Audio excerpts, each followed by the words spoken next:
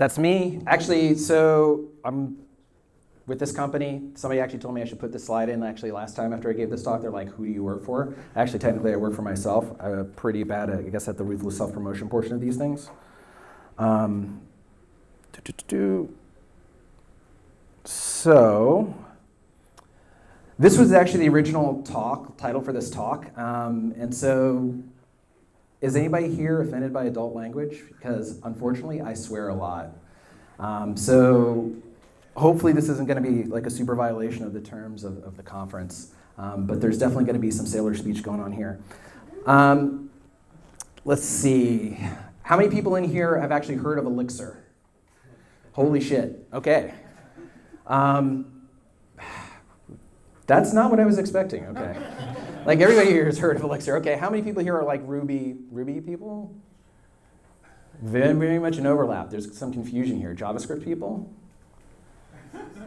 Okay. COBOL. Yeah, that's a trick question. Okay, Paul, nobody's asking you. That's, all right, so this is a little bit different. We wanted to actually talk about how many people their first language was Ruby or React. Does anybody actually have a functional language as their first language? Lisp, Scheme, yeah, Racket, something like that? Scala? Wow, geesh. Second, how many people went on to something else after Ruby? Python, C, C++, anyone? Okay. So, and the final question, does anybody know who this is? You can actually answer. This is interactive. This is the whole point of this thing is interactive, so scream it out. Feynman, right. This guy basically invented most of modern physics, right? It was super important because he actually had a technique by which he would teach things. And the technique goes like this. First, you study it. Second, you immediately teach it to somebody else. Okay, how about this? We're going to do open heart surgery. I just learned it yesterday, and now I'm going to immediately teach it to you. Does that sound like a great idea? Right? So you go back and you identify what you don't know, and then you fill in the gaps. And there's a whole sort of logic to this, if you think about it. Has anybody here ever asked one of their friends who's really knowledgeable about something to teach them the basics? It sucks, right? So the whole point of the Feynman technique is that as a beginner or as an intermediate beginner, you're actually the best person to onboard new beginners. And so I've been doing Elixir development pretty much full-time for about a little over a year, which is just enough that I actually think I know where I'm going. So this means I know just enough to be dangerous, right? So this is exactly the time where I should be indoctrinating anybody else who wants to be doing Elixir development in how to do it better than I did, right? So where we're going today. I'm actually going to tell you where I wasted a lot of time. And actually, how many people here have actually tried out Elixir? How many people write Elixir? Oh, wow. Like about a third of the room actually writes Elixir as your daily. How many people write Elixir but you're not at Heroku? Fewer? Okay. No, it's okay. So we're going to talk about like where like functional languages get a bad rap. We're also going to talk about what problem are we really trying to solve when we adopt a functional language, right? Because I'm sure everybody has that snooty friend who's been telling you, why aren't you writing this in Lisp? Or he's going to basically sit there and say, you know, if you did this in Haskell, right? The well shit moment that everybody seems to have with functional programming, and the why didn't you tell me this? Followed by, we're going to give you some tools to make sure that you don't panic, and a little introduction into things which I always like to call how I learned to love the Lambdas, right? So how many people here know somebody who writes or is really good at functional programming? Like the guy who writes either your Emacs code or like he writes Lisp macros for fun, right? Okay, how about this? How many people have ever used something like written by T-Pope in Vim script? All of you. If you use Vim, you've used some of this code. So T-Pope actually has a heritage of he worked for Thunderbolt for a while, and he actually worked for HashRock for a while. And I'll tell you, brilliant dude, but I could not read and follow any of his code because the style in which it was written was just way beyond me. Which basically brings me to this point. This is actually how I always imagine a functional programmer, right? Functional programming is like the James Bond, like no bullshit, high-speed spy stuff of the programming world, right? So I got into it to learn some of the basics. And after I learned the basics of a little bit of category theory, I tried to write my first program. I asked some of my friends exactly for a little bit of help, and then I ended up where pretty much almost everybody who ever tries to learn a functional programming language ends up, right? And so when I thought of myself as like more of a Daniel Craig, postmodern James Bond guy, this was closer to who I ended up being, right? So the question is, why is that? How many people here have actually tried to learn Lisp, Scheme, Racket, Haskell, something like that, and then just given up? Okay, how many people just gave up without even bothering to try? I mean, that's most of us, right? I mean, how many people here use Vim? Okay, great, almost everybody. How many people here looked at Emacs and then when they said you configure it using Lisp, you went to Vim? Don't lie, right? Okay, so what gives? Programmers are productivity focused. You guys are fucking lazy, right? Straight up. I've never seen people who will spend more time writing a bash script to do something that they're going to do once with the idea that 6 hours on a bash script, if I ever have to do it again, right? And more importantly, there's a lot of history that we deal with. Computer science and computer languages specifically actually have this basically this lie that we all live, which is that they were designed with the intention of actually being either productive or useful. That's not true. Most computer languages were actually they basically were kind of either a side project or it got popular. Visual Basic is still one of the most popular languages on the planet. Do not tell me that it was actually a well thought out and well designed idea. Seriously, you guys have never seen Visual Basic? Yeah, no. Excel macros, right? What calculates the balance of your 401k? So the thing is, we actually have this idea that these languages that we're using were actually designed with perfect knowledge. And in reality, a lot of times it's just a sort of a twist, a cruel twist of fate, of history, right? So let's do a little experiment here. And actually, before we do this, let's go and talk about this for a second. So one of the things that we actually have to do when we actually go about and try and deal with learning a new language is that we actually have to go about building a new mental model for what that language is, right? And that kind of brings us to this idea, right? So you're like, what on God's green earth is going on here?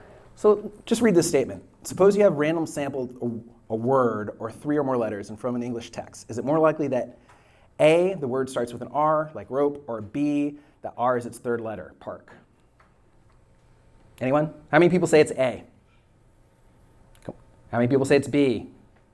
How many people don't know and think it's a trick question? It's C coming onto the, right? Okay.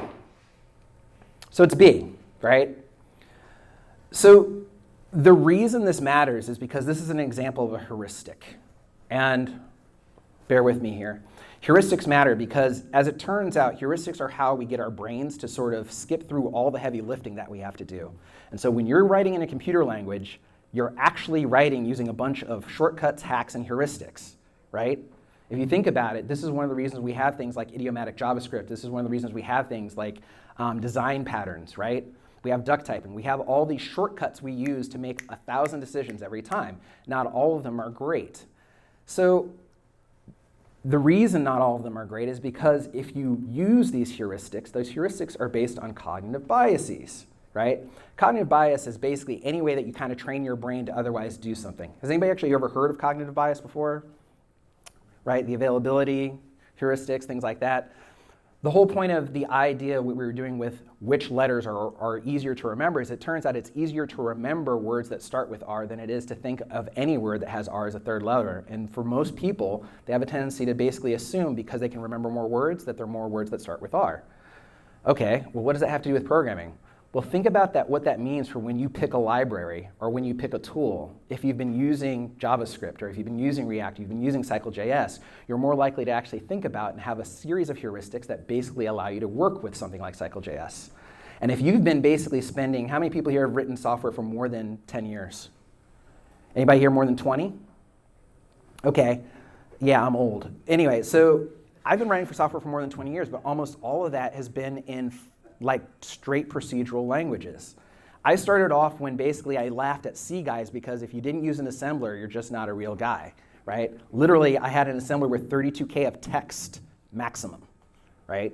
So what do you think that did to the way I think about how a problem needs to be solved? I think naming something I might be one character too many. Why not just use a raw memory address? Right?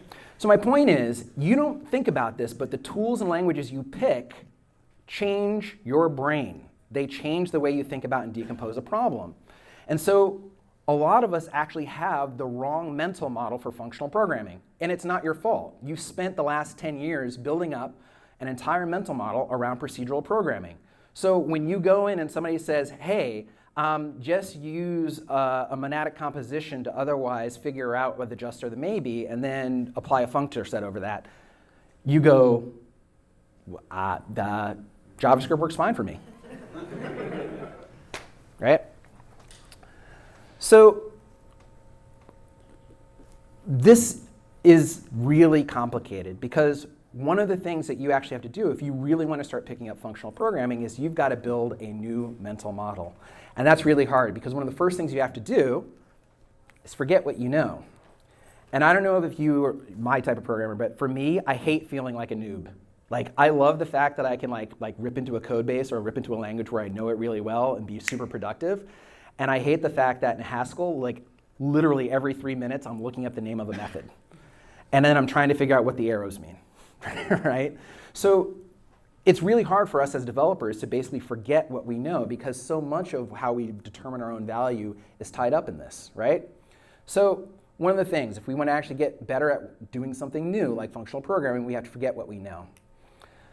Second thing is, does anybody know what this means? You all should know what this means, right? The garbage in, garbage out, right? So there's a lot of really bad FP advice out there, right? You know, people telling you to go rewrite your website in brainfuck or something, right? It doesn't really matter. The whole point is you've got to basically be really careful about what you take in and whether or not it's going to work for you. Because one of the assumptions that we can't always assume is that everybody learns the same way. How many people here actually have an academic background in either computer science or programming or engineering, right? About maybe a third. How many people have no background whatsoever and came to this from, I don't know, sculpting clay, something like completely non-technical, right? So one of the issues that you're going to run into is that almost all functional programming texts seem like they're pretty much written by one PhD as a love letter to another PhD, right? So you've got to learn how you learn, and you've got to skip over the stuff that doesn't work for you. And it's okay. If you don't want to read a book on category theory, it's fine. You can still learn Haskell, right? Getting back to mastering the basics, right? One of the things we actually want to do as programmers, how many times has somebody seen this? Hey, I love this new Redux thing. It's like this really cool thing. I wrote like a little app over the weekend, so now I'm going to roll it into production for our major website, right? Programmers have a really bad tendency of running or jumping off of a building before we can even walk, right? So you've got to master the basics because if you don't, in functional programming, unlike other procedural languages, you can get pretty far with C or Go or C#, sort of kludging your way around. Functional programming, that will not fly because it's going to do exactly what you told it and probably not a lot more, right? So this is my suggestion for you if you ever want to do functional programming, right? And then the other thing that you always have to think about is time. Learning something new is a function of time. Actually, has anybody ever tried to learn? How many people here speak more than one language? Anyone? Okay. Has anybody ever heard of a spaced repetition system, an SRS? What is it? The SRS. You're like the only person who raised their hand. It's software or a program that lets you review something at an increasing span of time. Right. It's software that basically gives you like a flashcard and it reviews it in an increasing span of time. Because as it turns out, there's a lot of neuroscience out there that shows that remembering something is a function of how often you forget it, not how often you remember it. Like, that should just blow your mind. The more you forget something, the more you're like, okay, how about this? The less you make, the more money you make. Right? It's an oxymoronic statement. It's counterintuitive. But an SRS is a piece of software that helps you figure out the interval on which you need to be reminded about something. Basically, it reminds you how often you forget something. And it can actually really be useful for learning large volumes of information. And if you've ever seen something like Rosetta Stone or one of those things where it shows you the picture of a cat and it says like the name of the cat in whatever the foreign language is, and then it shows you that picture like 5 minutes from now, and then maybe 10 minutes from now, that's an SRS. So the other thing that you've got to think about is you're building new structures in your brain to learn functional programming. So it's going to take time because you're actually trying to train your brain to have a different set of heuristics. And you're actually trying to train it to do something that it's not used to. Actually, here's a perfect example. How many people here a whole bunch of people use Vim, right? How many people have ever had an editor that didn't have Vim bindings? How many people have then thrown that editor out the window until it got Vim bindings, right? Because that muscle memory is so hard to overcome, right? It's really, really hard to overcome. It's also really fun when you like change from like a Mac or a Linux box to a Windows machine and like Alt and Super don't quite work the way you think. So, all right. So here's the question: how do we like get to be like the beach bod of the functional programming world language? And first part is we join AA. And we all know what AA is, right? American Airlines. Good one. Actually, I'm gonna steal that one. Fly high. No. So for AA, we're not talking about a 12-step program. We're actually talking about two very important things for all languages. One is affordances. Does anybody here come from a design background, like a UI or UX design? Okay, this is a thing for affordances, but basically there's this guy named J.J. Gibson, and he came up with the idea of, actually I can explain it to you very simply. We all know the Far Side cartoon, Middlevale School for the Gifted, where the kid's pushing on the door, right, and it's a pull door. Has anybody ever had that happen to them where you walk up to the door, it has a push plate on it, or a pull plate on it, and you pull and it's a push door? I fucking hate those people. Like they should burn in hell. Because what they're doing to you is they're tricking you as you walk up. You're walking up to a door, you see a handle, and you go to reach for it, and you pull. That's an affordance. The door has an affordance, and it's trying to tell you how the door should work, but it's the wrong affordance. Does that make sense?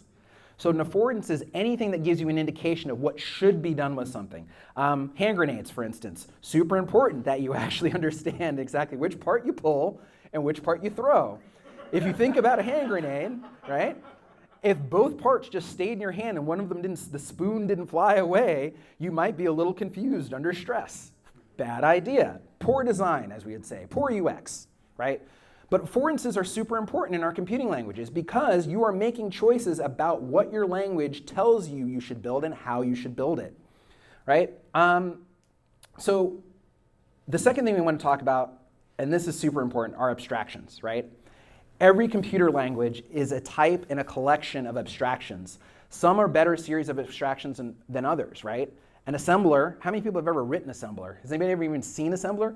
Only on the bulk. How about anybody with hair? Has anybody with hair? See you guys, right? So, or if you think about WASM, WebAssembler, right? Some of the other things, or intermediate code, or if you're looking at intermediate code in .NET Runtime or Java bytecode, right? There's an expression of an abstraction of a computation model there. But the abstractions are very important because I like to call this Randall's rules of abstraction. The need to understand an abstraction is directly proportional to its power, right? Or the practical version of this, the more useful the abstraction, the more astounding the bug.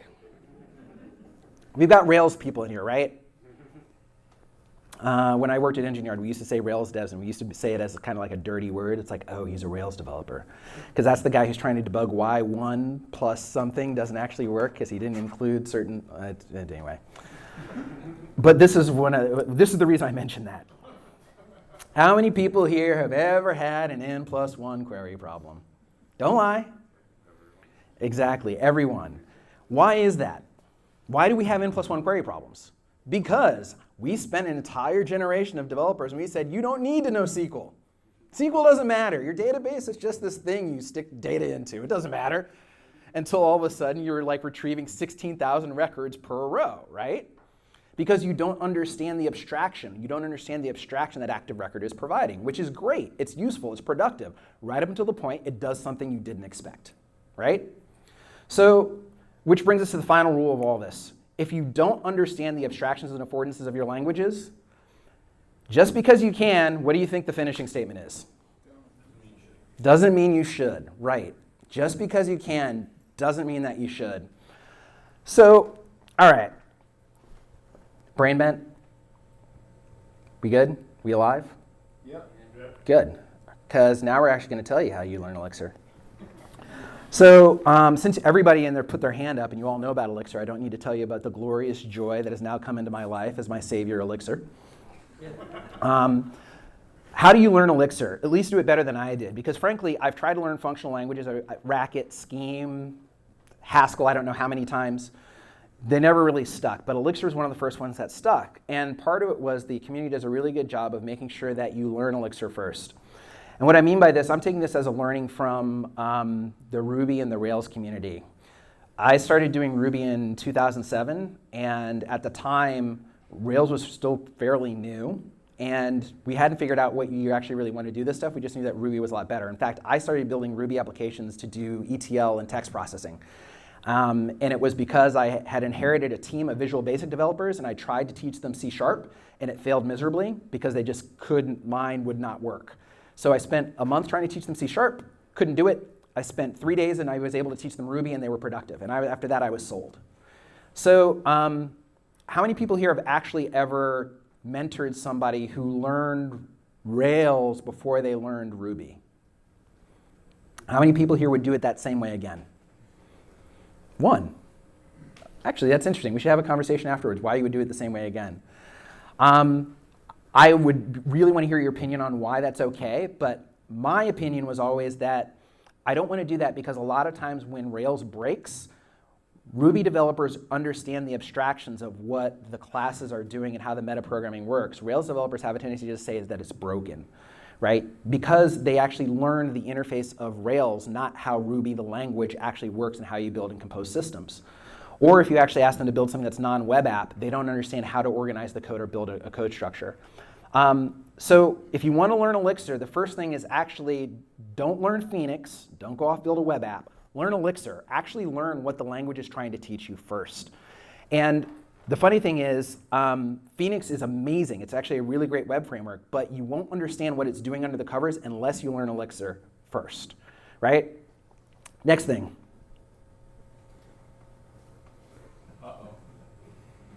Really? You guys call yourselves developers? I didn't hear a single fuck you.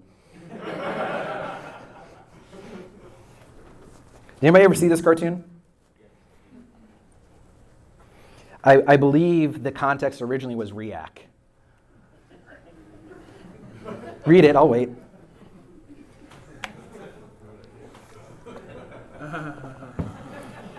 Yeah, right? Because that's pretty much what I told you to just do. I said go learn Erlang, but seriously, learning Erlang will make you a much better Elixir developer. It'll actually make you, in my opinion, it'll make you a much better developer, period. There are lots of things that we could all learn from OTP, Erlang, and specifically OTP. But Erlang has a super robust ecosystem of people who have never deigned to write anything but Erlang. They don't want to touch our code because they don't need to, right? And they actually will teach you a lot. I don't have to like preach to the Heroku guys back there because you guys have been running Erlang for a front end for what, like, I don't know how long, years? Yeah, the router's written in Erlang, right? So learn some Erlang. You don't have to learn a lot of it, but learning it will actually turn you into a much better Elixir developer, right? Kind of in the same way that learning, you don't have to learn Ruby to write a Rails app, but learning Ruby makes you a better Rails developer. And then another thing that actually is super useful is learn another Lambda language. There are plenty out there. Racket, Scheme, Clojure. Has anybody been to the Conj or write Clojure? Yeah, so I tried writing Clojure, it didn't stick. I actually use Emacs, which is really funny. The fact that Clojure didn't stick should tell you something about the way my brain is broken. But learning any other functional first language will help you to understand Elixir. And the reason I say that is I actually started, when I started picking up Elixir, about 4 months ago, I started learning Haskell. And when you start seeing the patterns, the same way that a C# developer can pick up Go, or a Go developer can pick up Java, or a Java developer can pick up pretty much anything in the C ecosystem, it's because they understand the abstractions and affordances and they can do a quick differential.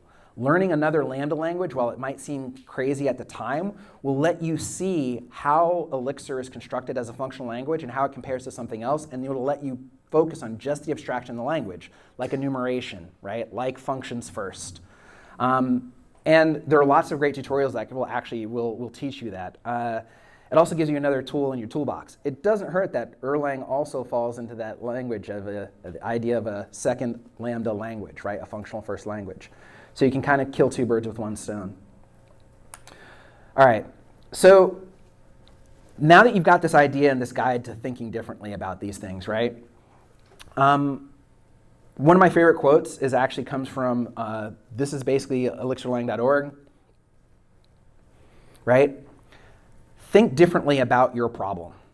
Because if you're going to go into a functional language, the problem is we have a tendency to drag our procedural abstractions with us. Has anybody here ever written C++ or C++? Okay, some of us have. So I was a C developer, which means that I was the worst C++ developer ever. Because I basically wrote C, because you know how people say you can write X in any language where X is just basically crap? I wrote C like it was C++, or C++ like it was C. Sorry, got it backwards. And that was terrible. It was atrocious. And it meant the people who learned C++ first would look at my code and be like, what the hell were you thinking? And I'm like, I was thinking in reality, I was thinking like a C programmer. Raw pointers, don't have objects, don't need to dispatch. Virtual what? It doesn't matter. We'll just stick everything in a table and dispatch it. Everything's cool. So remember, approach it with a beginner's mind if you can, right? So here are some places that people always trip up when they start learning Elixir. First one, syntax, right? It looks like Ruby, which is pretty good, but you've got to remember it does some things that are very different than Ruby because it's a functional language. Functions. Functions are actually center stage. Functional programming kind of makes sense, right? Pattern matching. Pattern matching is something that, frankly, weirds people out the first time if you've never seen it, but if you use it, and once you get used to it, you will never ever want to use a language that doesn't have it ever again.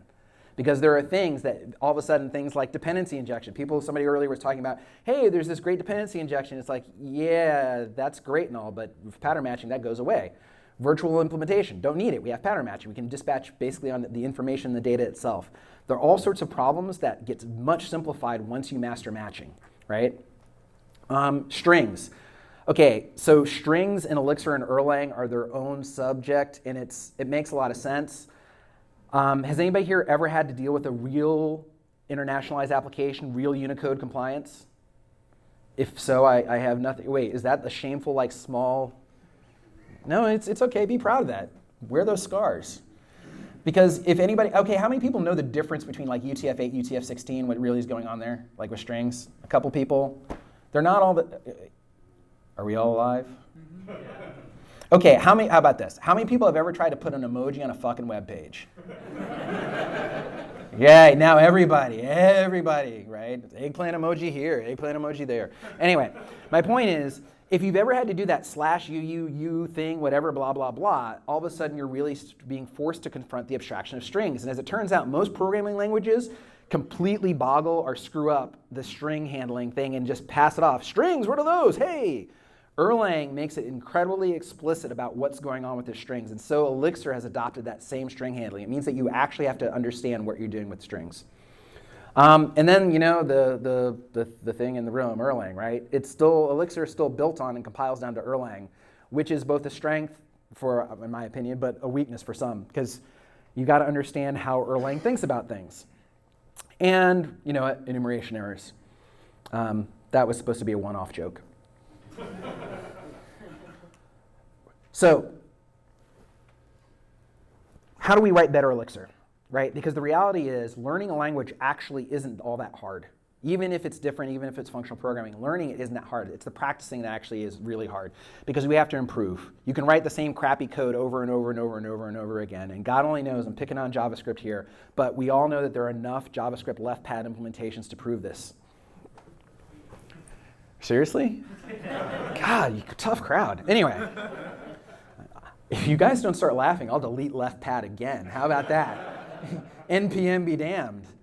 The cool part is there was an entire section of slides here about tips for writing better Elixir, but it turns out Elixir has come up with basically the AK-47, kill every person in the room approach to doing this, in that you can use Credo. It's the last thing you need. This is actually a Credo output. It's a static code analysis tool that if you run it against your code says, this is a bad idea, this is an okay idea, and what the hell were you thinking? And it'll give you a report just over and over again. So there are many, actually, what is it, Rubocop? Does anybody ever use that? It's very similar to Rubocop and other analysis tools where it has an explicit sort of opinionated style guide. So frankly, the best way that I can actually tell you to write better Elixir is for every project, no matter how small, no matter how trivial, install Credo and run it. And it'll tell you, don't do this with your functions. This is probably what you meant. You should put a headless function here. It'll just tell you everything you need to know. So incrementally, it'll help you write idiomatic Elixir code. And writing idiomatic Elixir code will help you understand and write better code, right? If you're the old school site and you want to write a style guide, this is actually one of them. And just so you guys know, I actually have, I printed out all the lists of all the URLs and all the resources. So if you guys want one of those, I can hand them out to you later so you don't have to worry about trying to both copy down a really long URL and really small font. So just see me afterwards. A readable community guide is there, right? Second thing, functions. It's a functional language, right? So unlike places like, I don't know, in an object-oriented language, you generally speaking start with classes and abstractions, right? So you start with those classes and you build up. In a functional-oriented language, you really have to think about functions first. You have to think about the families of functions you want to build. And I just basically sit there and say, hey, anybody play with these as a kid? Yeah. Anybody spend way too much money on them as an adult? Just so you know, there's a new Superstar Destroyer coming out. Just saying. So, yeah. Think of them like Legos. Small functions will actually end up serving you better. And the funny thing is, remember a fat model skinny controller that was going around for a while? The idea of cleaning it up so that you could actually have a nice clean functional interface in your controller so you could follow how things were going around. Very same thing here. Functions literally are your basic unit of abstraction in a functional language, right? So you keep them small, they're easier to debug, and they're much easier to reason about for various reasons. But more importantly, they are very explicit. They explicitly allow you to tell what's going on or what you're doing or what you're working with. You very seldom in a functional language ever have to reason about more than the code you're looking at on your screen, which seems like it's not that bad. You're like, I can reason about systems all the time, but the ability to actually think about only the 5, 6, 10, maybe 20 lines that are right in front of you is a huge win for productivity, right? The other thing to remember is that for functional programming languages, it's a family affair. And what I mean by that is you should be writing families of functions that all sort of help and support each other. It's not like, has anybody ever heard of the God object, right? Has anybody ever worked on something with the God object? Has anybody ever written a God object? I know I've refactored my way into a couple. So in functional programming, we've got to be really straight that we need small functions that work well together, and that actually helps with reuse.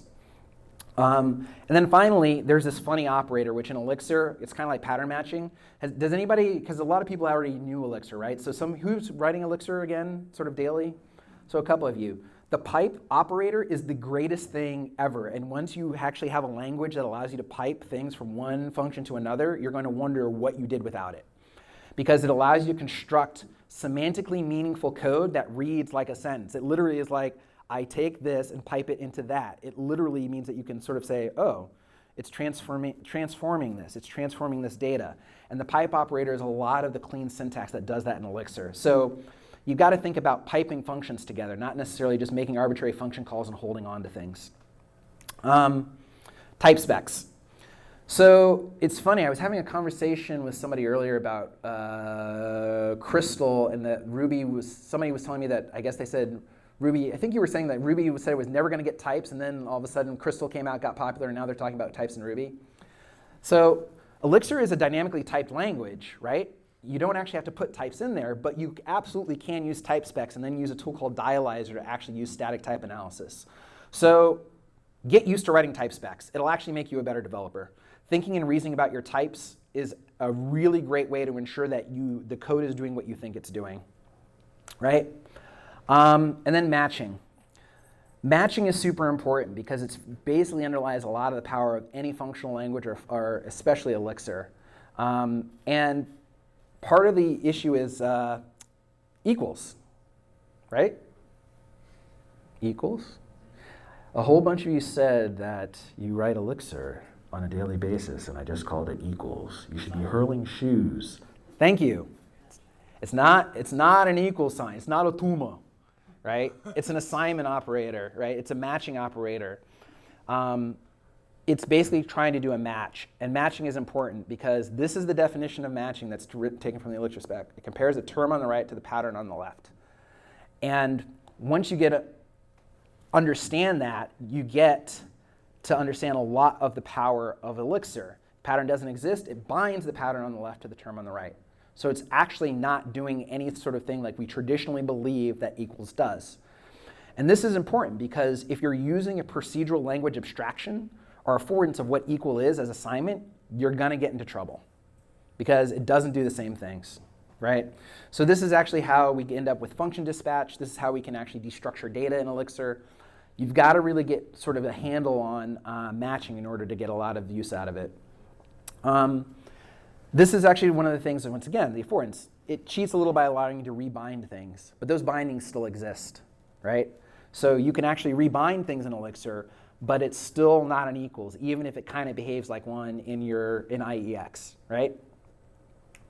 So, like, this is actually the beginning of a little code snippet. It actually creates a new, we can actually see it pattern matching on things like the module name. We can actually see it pattern matching on things like, for instance, if I provided things to actually otherwise initialize a new structure, right? I mean, this ensures that this will never be called with an invalid type just by pattern matching on the type and the name of the module, right? So if we want to think about that, okay, why do I care? Well, we just basically eliminated two major classes of errors that will never happen. I can't initialize it with something that actually isn't going to work here, right? Because essentially the pattern is going to sit there and fail. If I pass it nothing, it's actually just going to give it an empty list, right? Here, it's never going to get something that isn't move. If I pass it something that isn't move, it's going to say I can't match. I can't make that. I basically can't pattern match on that. It doesn't match, so there is no function that matches it. So I'm never going to pass the wrong type of structure into that method. Think about how much we really do as developers, which is really just sort of boilerplate checking on things, right? Guards. I'll give you a split second to read some code. Would anybody actually use this if this were your ATM? Okay, so what's the problem here? Subtracting a string from Right, exactly. We're subtracting anything from an integer, kind of a random number. We're just kind of passing in anything, right? So it'll accept anything, and that's kind of, right? And if you think about this, this is a common class of errors in software. We passed in the wrong thing, right? How about this? Okay, you're going to go, say, land a rover on Mars. Should you pass it meters or yards? Right? Guards are actually a way to be explicit about what a function accepts and what it doesn't, right? We put a guard that says when is an integer amount, and basically the amount has to be between 0 and has to be greater than 0 and less than 1,000. So all of a sudden, another class of error is just gone, right? So these are the types of things that Elixir in a functional language actually allows us to do. We're going to, how are we doing on time? We're actually getting pretty close here. So I want to show you, we're going to actually skip the section on strings, except to sit there and say strings in Elixir are really complicated. And this is pretty much the only slide that you really should know. A string is UTF-8 encoded, blah, blah, blah, yada, yada, yada. But here's what it comes down to. You can usually ignore strings in Elixir, except for where you can't ignore strings in Elixir, right? And enumeration. So if you're going to start using functional languages, one of the things which is a very common pattern is enumerating things. We deal with lists and lists of things and functions that work over things. So you've got to basically get used to enumerating or basically collecting things. We do this a lot in Ruby, but almost not explicitly, right? Map, How many people actually use reduce and some of the other functions in the enumeration module in Ruby? They're super powerful and super concise once you actually start understanding the ability to pass in a block or a function to work with these things, right? So a lot of the power that we actually get of these abstractions is the ability to enumerate over a set. So let's see, Erlang. Erlang is basically the way that in Elixir, if you're reaching for something, Erlang is actually where you can go and all of a sudden you don't find the utility you need, because 9 times out of 10, if it's not in an Elixir library, it's in an Erlang library. And it's pretty common. In Erlang, for instance, interacting with the operating system, getting random numbers. This is basically samples from a uniform distribution. This actually is also showing basically a problem that you end up having with the way that strings are handled inside of Erlang. If this actually returns a series of characters that actually can be interpreted as a string, it will. Right? That's actually how you enforce it not to be. But my point is, there's an entire different ecosystem that you can go to if, for whatever reason, you find yourself at the end of your technical rope. And odds are somebody in Erlang land has figured out a better solution than you ever will. So you can leverage a whole bunch of really smart Swedish and Nords and all these other people who have been working on this stuff, building telephone switches for the better part of 10 years, right? Or wait, 20 years, I think. When did Joe Armstrong do that? 96, 97, something like that? Right?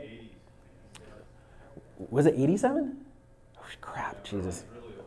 I am, that's too, yeah, okay. So we're running out of time for the tips and tricks. So we'll skip ahead instead to where you can get all this crap. This is, and like I said, I actually have a list of all these printed out, so I can hand them to you if you want one, by all means. But this is a great article for when somebody at work brings up, it's like, why should I give a rat's ass about functional programming? You can just send them this link and feel smugly superior, because it explains both the history and the whys of functional programming in a way that doesn't make you have to be the snooty asshole in the room. Elixir books. If everybody raised Elixir, you probably already have this, right? This is pretty much the pickaxe for Elixir. Dave wrote it, great book. Yeah, I assume if you're learning Elixir, you're going to own it. Another book that you might not have heard of, though, is James Gray and Bruce Tate have put out this book. If you're looking for how do I build a real functional system in Elixir, I highly recommend this book.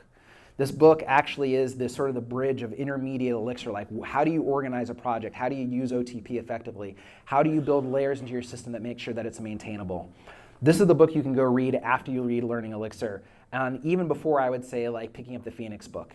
It's a great book that just teaches you some basic patterns of architecture that Bruce and James have pulled out from their projects that they've worked on. If you're the sort of person that actually likes videos, Prague Studio, they actually have a really great series of Elixir videos called Elixir Unpacked. How many people here are using GraphQL or using React or GraphQL in sort of, oh, actually not as many as I would have thought. They actually have a really great series on Unpacked called, that builds an entire application with a React and Vue front end and a GraphQL backend in Elixir, and they do it from scratch, so you can see everything that's there. If you're looking to figure out how you might implement or build a real world Erlang or Elixir system, their videos are pretty groovy about that. Macros. So Elixir actually has a macro functionality the same way that Ruby has sort of implicit metaprogramming. Elixir has a very strong explicit metaprogramming function in terms of macros. If you actually, I can't pronounce his name for to save my life, Sasa Jurek. I think that's how you pronounce his name correctly. He actually has this blog, and it's probably the best introduction to macro programming in Elixir I've seen. It's a 6-part series, and he basically helps you understand exactly what's going on when you have code that writes code.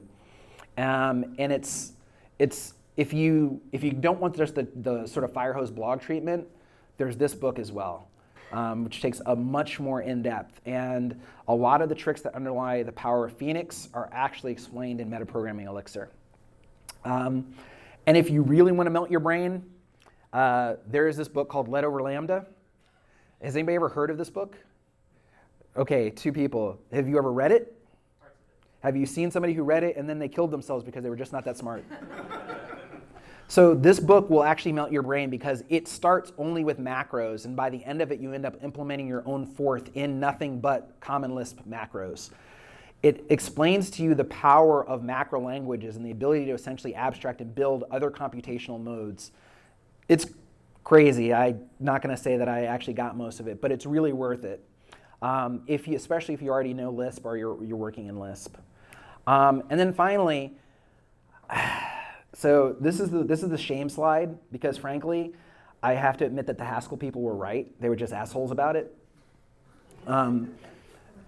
I do actually recommend learning some Haskell, even trying some of the basic exercises in it, because it's one of the few times that you will see something which is purely about computational abstraction. And it forces you to understand the computational abstraction before it will do anything. It won't print a string without you understanding the computational abstraction. And while that's annoying at first, it's really great for making sure that you can reason about what your code is doing. And if you want a really great, gentle introduction to Haskell, I recommend the Purple Haskell book. It's like, I think it's called haskellbook.com. It's really great. And it doesn't assume that you already have like a PhD in category theory before you start doing things. Erlang. Has anybody ever seen this book? There's a Learning Haskell for Great Good. Okay, Learning Some Erlang for Great Good. Really great book. Super happy about it. It's a great way to learn Erlang. The Prague guys have a book that was written by Joe Armstrong, but I kind of think this one's a little more accessible. And then if you are forced to actually ever debug a production Erlang system, this is actually the book, right? Read it. It basically tells you about real production Erlang systems and how you can actually go about maintaining and using them. And there are a whole bunch of things that we actually, didn't even cover. Tables, amnesia, gen service, ports, mix, protocols, all this other stuff. There's a whole world out there that you'd actually have to go that you can extend into after you learn the basics. So, before you do that, I basically want to go sit there and say, it's too much to explain, right? Let me sum up. Really, not a single Princess Bride fan in the room? Inconceivable. Yeah, this was the point at which I was supposed to go dim and go all TEDx on you and stuff, but instead I'll actually give you some free stuff. I was telling that Mike and Nicole that I was pimping their videos for Elixir here today, because I actually have bought them. I really like them and enjoy them, and he sent me an email back with this code. So if you want 20% off any of their videos or anything on the Prague Studio videos, Ruby or Elixir, you can get that up from that code. Yeah, that's kind of next up. It's going to be somebody else. And if they're, thanks.